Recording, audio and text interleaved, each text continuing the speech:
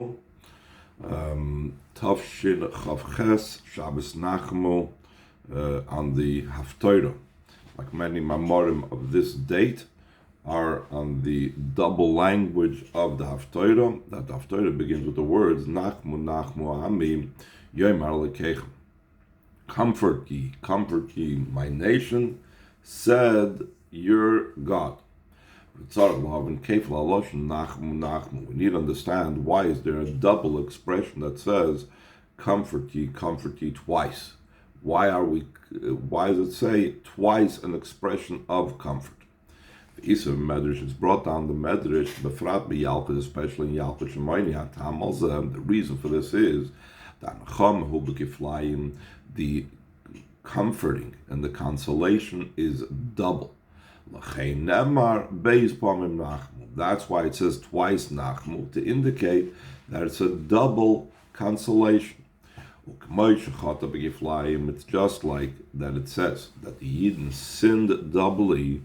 Like it says, the fact that it says sin, Yerushalayim sinned, so it uses a double expression of sin. So the same thing, therefore it also was hit doubly, and therefore it was comforted doubly.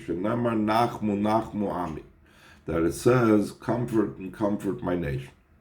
In the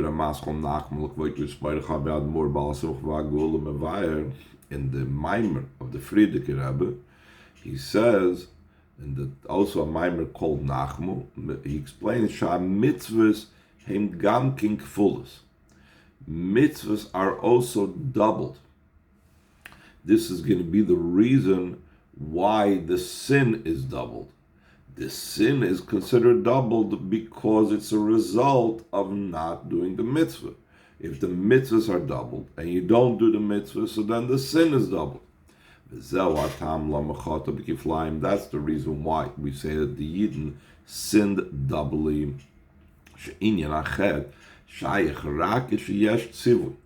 The idea of sin is only applicable when there is a tzivui, when there's a mitzvah, when there's a command. Like it says, I have loved you, and therefore I have given you the mitzvahs. Only you I have known and loved, and that's why I command you. So, because of so we see that the whole idea of Torah's directions are mitzvahs that the Eibishter gave us. Since the mitzvahs are doubled, therefore what results is that when we don't do the mitzvahs, when we're lacking in the mitzvahs, when we're missing in the mitzvahs, so then the sin is also doubled. What we need to understand, why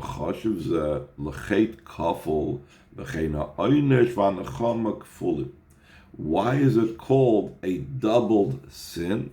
And also the punishment is doubled and the comfort is doubled. The Rebbe is going to ask a very logical thing.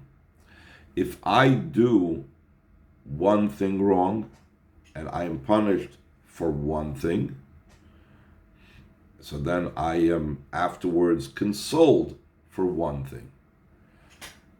If I do two things wrong, and then I'm punished for two things, and I'm consoled for two things, is it considered a double consolation or a doubled punishment? No. Each sin, each transgression has its own consequence, and then because of that consequence, it follows from that the comfort and consolation after the consequence.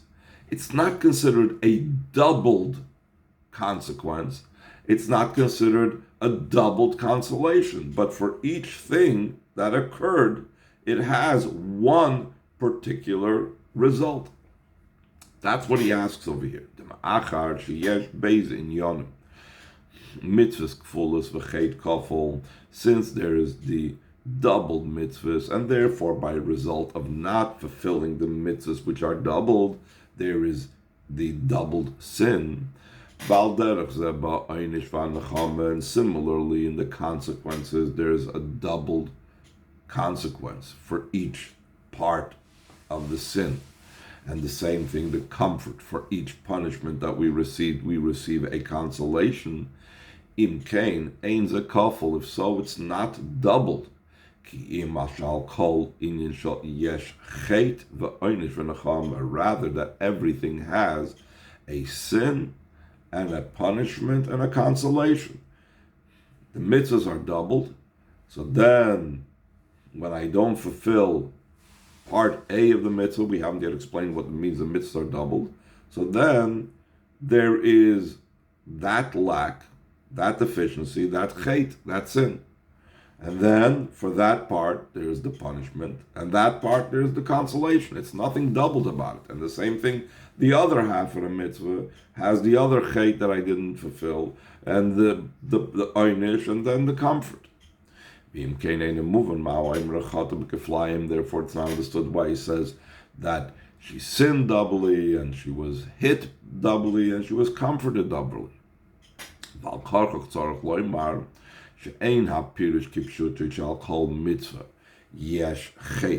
it doesn't mean in the simple sense that every mitzvah has its corresponding sin, and therefore there is this type of doubling. Kim shall call inyan ve'inyan yesh kiflayim kinegdoi.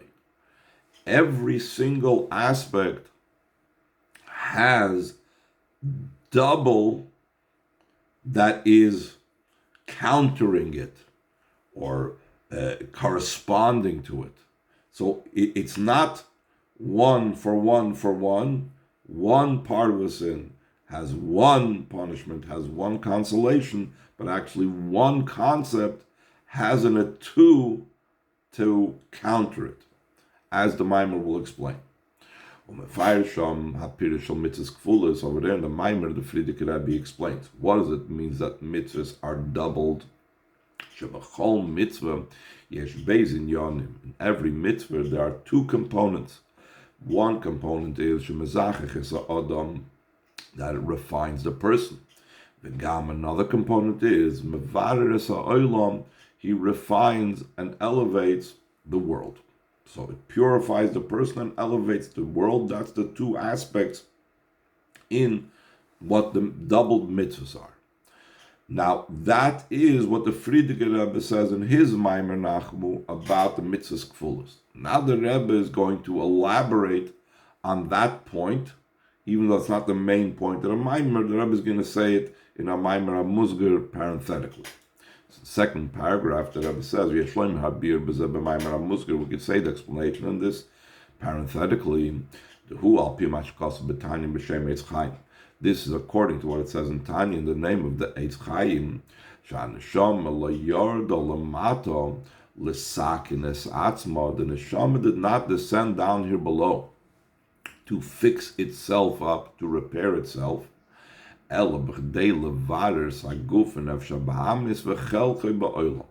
reason why it came down here was to refine itself, the body, the animal soul, and his allotted portion in this world, and his assigned portion in this world. As opposed to the neshama itself, it needs no repair, it needs no fixing up. The neshama itself is perfectly fine without any type of avodah. It's not lacking anything, it's not missing anything. And despite the fact that the neshama itself needs no tikkun, needs no repair, through the descent of the neshama down here below, it occurs through that an ascent in the neshama itself, that the neshama itself rises up and reaches a higher level than before. So the Rebbe is now going to explain seemingly how do we reconcile the two. You say that the neshama doesn't go down for itself, and then you say that the neshama gets an aliyah through this. So he says, the fact that we said that the descent of the neshama down here below is causes an ascent, causes an elevation. It's not a contradiction to the fact that we say the neshama itself doesn't need to be repaired. This is only concerning repairing. As opposed to an ascent the neshama has through its descent down here below. Not only does it ascend, but the way it ascends, the level that it ascends, is incomparable to the level that it was at previously. Like it's brought down, the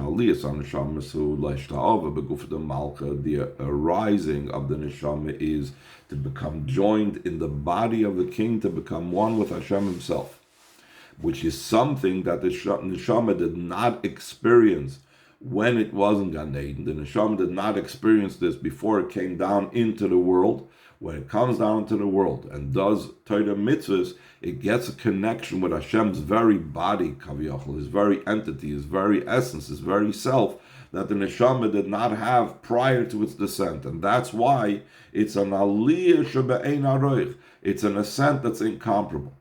So he explains a very interesting example, an analogy of the difference the way the neshama was when it first came into being versus the neshama the way it gains through coming down to this world. The existence of the neshama before it descended down here below is, like it says, Levushin Tkinis line, that you established and you made for the spheres, we say this in Paschal Yo, garments. The minayu, that from those garments of the spheres, of Atzilus, parachin nishmasin chulu, the neshamas fly out to people. In other words, the neshamas are associated with Hashem's garments, kaviyachol. Meaning, just like a garment by us is something external, it's not part of us, the same thing, the neshamas, at least visibly and externally, only have to do with the garments of Hashem. That's where they initially come from. And the ascent that occurs through its descent down here below is that it goes up to the body of the king, meaning the very entity of the king itself, instead of the garments. So this will help us understand how incomparable the ascent is through the descent. Top of the next page. The body of the king versus the garments of the king are incomparable one to another. So therefore, before it came down here, it was only connected with the garments of the king, and now it's connected with the very body of the king. That's an ilusha loy, that's an ascent that's incomparable. Another example and another proof of this greater ascent than that's incomparable to the descent. So too the great ascent is understood. Mashakosov, from what it says, that the Navi said, I swear by Hashem, the God of Yisrael, that I stood before him. That is referring to the neshama before it came down here in this world. The Navi was referring to the perfect state of the neshama before it descended down here below. Okay, do as it's known that midah hu inyan habittul. Standing is the idea of bittul. So therefore, the neshama was in a very great level of bittul before it came down here into this world. Despite the fact that was in this very perfect state of bittul before it came down to this world, this is only standing. It's not considered that the neshama was on the level that he was traveling and growing and increasing. And only through its descent down here below, it becomes a traveler amongst the ones that are standing. It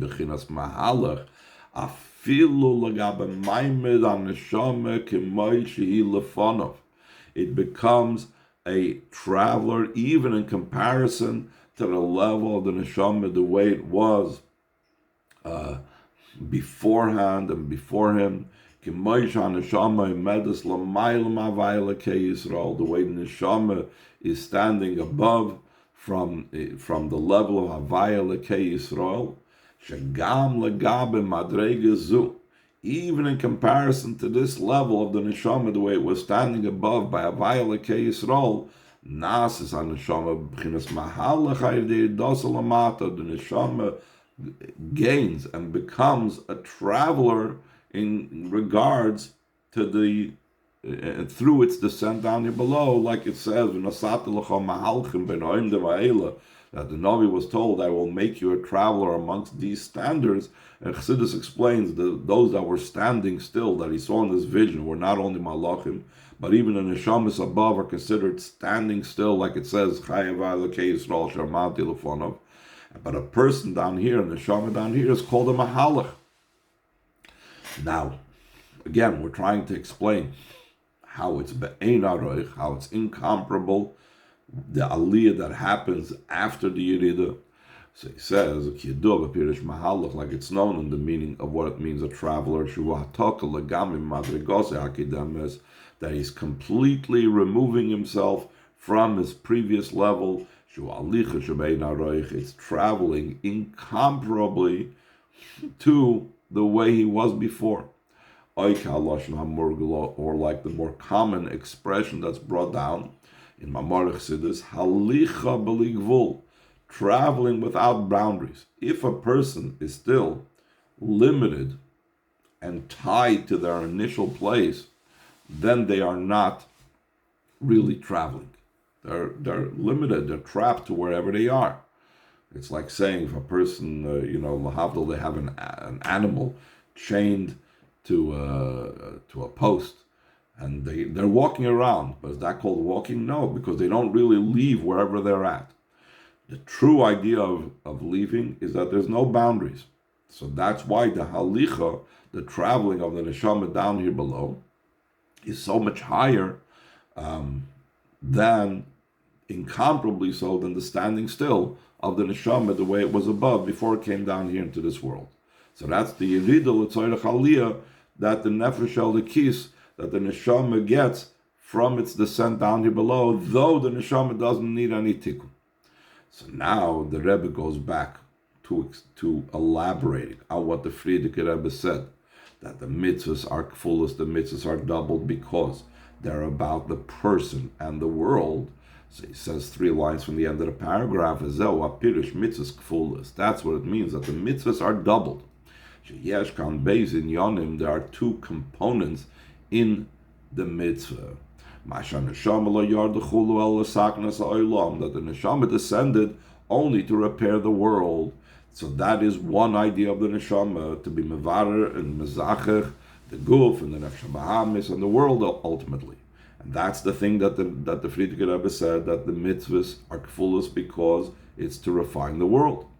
The gam, another aspect, the doubled aspect of the mitzvah,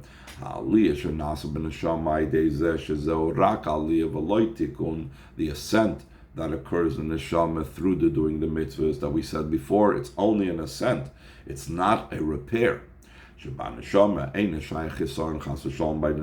the idea of a lack and deficiency doesn't apply because the neshama is a part of Hashem above, so there's nothing deficient, nothing lacking in the neshama, so therefore it needs no repair.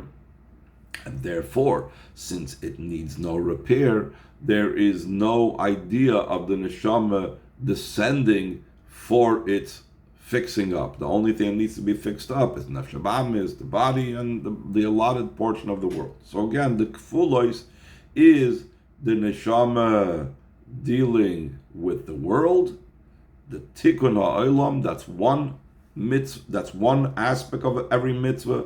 Another aspect of every mitzvah is the Yiridah L'Tzorech Aliyah. That's the double thing.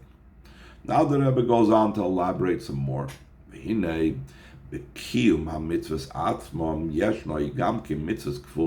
fulfillment of the mitzvahs themselves, there's also the double component of mitzvahs. Like it says in Tanya,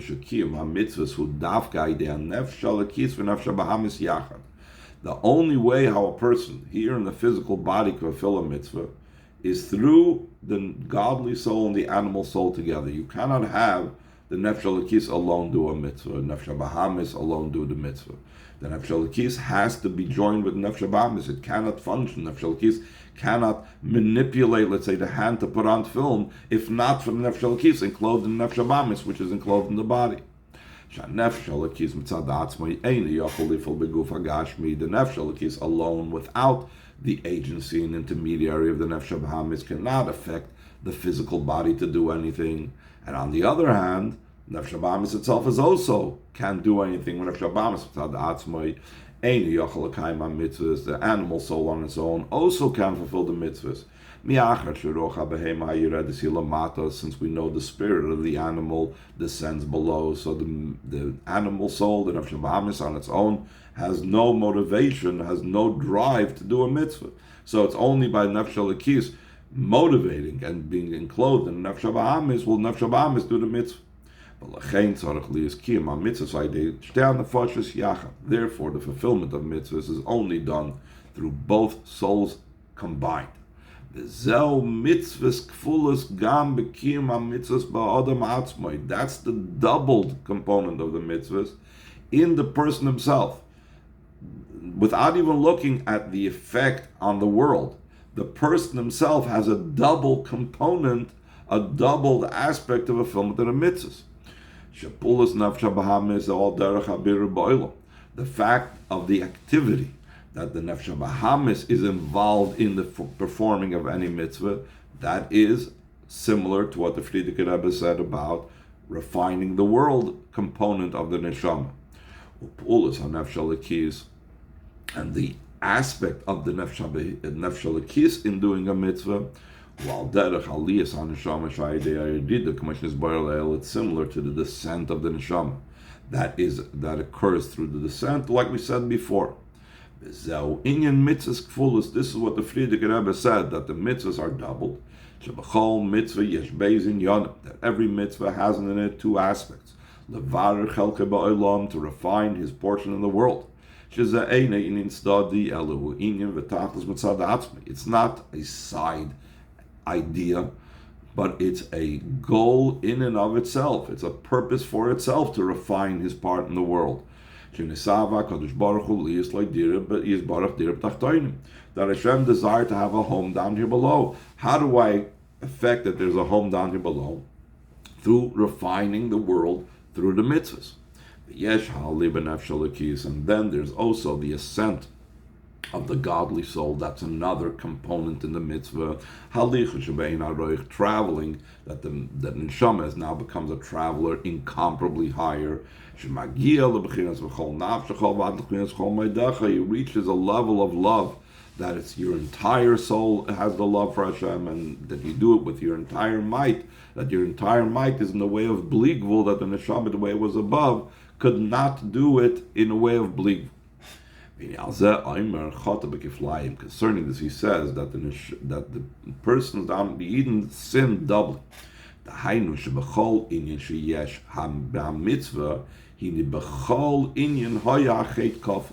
In every component of the mitzvah, the sin was double. Like it says, that they deserted me. Hashem complains that the Yidden deserted me, the source of living water, of wellspring water. That they to hew out broken cisterns that will not contain water. So they went from a living wellspring of Hashem to broken cisterns that can't even contain water placed into it. The Hainu, what does that mean spiritually? Instead of the idea that we need to make for Hashem a home down here below, How do we make a home for a king? We first have to clean out the home, and then we could bring in all the furniture, and the king should be comfortable. The cleaning out of the home, that's like keeping away from bad.